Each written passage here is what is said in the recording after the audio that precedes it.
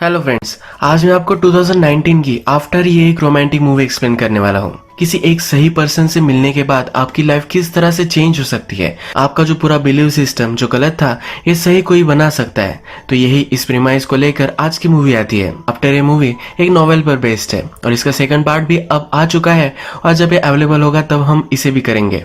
तो चलिए इस मूवी को एक्सप्लेन करना स्टार्ट करते हैं। इस मूवी की जो स्टोरी है, ये हमारी मेन कैरेक्टर जिसका नाम होता है टेसा, ये हमें सुना रही है। टेसा हमसे कहती है कि जब मैं हार्डिन से मिली तब से मेरी पूरी लाइफ चेंज हो गई। इसके बाद हम देखते हैं कि टेसा का हाई स्कूल खत्म हो चुका है। कॉलेज के लिए वो अलग शहर जाना चाहती है। उसकी मदर उसके लिए बहुत ही वरीड है, पर फिर भी अपनी मदर को उसने मना ही लिया है। टेसा का एक बॉयफ्रेंड भी होता है। टेसा को उसके नए कॉलेज छोड़ने के लिए उसकी मदर और उसका बॉयफ्रेंड ये दोनों फिर जाते हैं।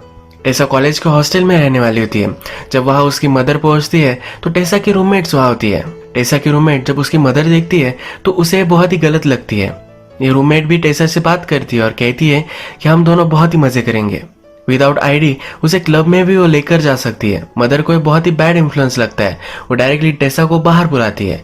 मदर कहती है कि तुम यहाँ नहीं रह सकती, हम रूम चेंज करवा लेंगे। टेसा कहती है कि प्लीज ऐसा कुछ भी मत करो, तुम मुझ पर बिलीव करो, मैं कभी भी कुछ भी गलत चीजें नहीं करने वाली। मदर टेसा को कहती है कि सिर्फ तुम्हारा स्टडी इंपॉर्टेंट है, इसी पर तुम्हें फोकस करना है। टेसा भी हाँ कहती है और उसके बाद उसकी मदर चली जाती है। टेसा का बॉयफ्रेंड भी डर रहा होता है क्योंकि अब वो एक दूसरे से मिल नहीं पाएंगे तो उनकी रिलेशनशिप का क्या होगा। टेसा फिर से अपने रूम में आती है। उसकी रूममेट उसे पूछती है क्या कहीं बाहर चलना है, पर टेसा अब मना कर देती है। टेसा ने अपने साथ बहुत सारे बुक्स वगैरह लाए हैं। उसकी फ्रेंड कहती है कि इतने बुक्स कौन लाता है। टेसा बोलती है कि मैं बुकिश हूँ, मैं हमेशा बुक पढ़ना मुझे अच्छा लगता है। नेक्स्ट डे फिर टेसा अपने क्लास में जाती है। वहाँ उसका एक फ्रेंड बनता है जिसका नाम होता है लैंडन। टेसा इकोनॉमिक्स के क्लास में गई होती है, पर एक्चुअल में उसे इंग्लिश पढ़ना होता है।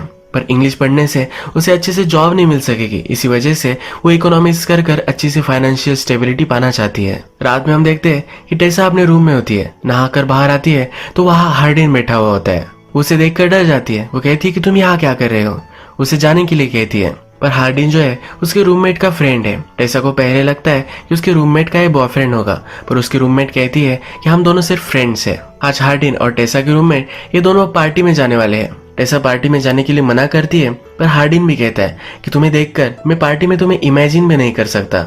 टेसा एक बुक पढ़ रही होती है। हार्लिंग इसका स्पॉइलर देखकर वहां से चला जाता है। टेसा बहुत सारा स्टडी करती है, हमेशा उसके फ्रेंड्स को पार्टी में जाते हुए मजे करते हुए दिखती है। एक दिन उसकी फ्रेंड उसके पास आती है और कहती है कि आज पार्टी है, मेरे साथ तुम चलो।